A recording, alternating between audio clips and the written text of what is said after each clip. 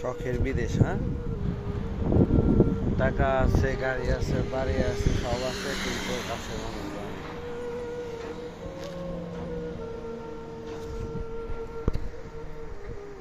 এটাই হয়তো শখের বিদেশ। টাকা আছে, ইনকাম আছে, সব আছে, কিন্তু কাছের মানুষগুলো নাই, বন্ধুগুলো নাই। কি বলবো আসলে, সত্যি বলতে এটাই সত্যি।